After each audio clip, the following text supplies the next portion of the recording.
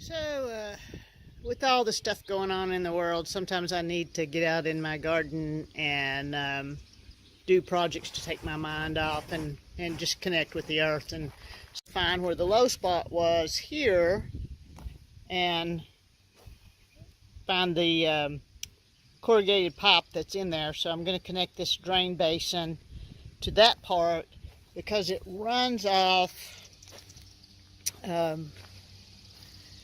this way, and then about right here and underneath, the corrugated pipe goes out and extends way out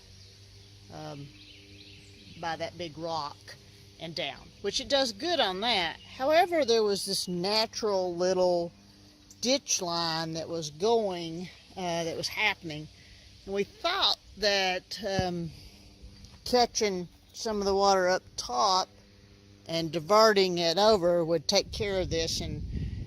But what happened is the ditch, just every time it rains, the ditch kept getting bigger. So I'm going to make a dry bed out of it. At least that's the plan. And fortunately, with COVID-19, I've been home for a while.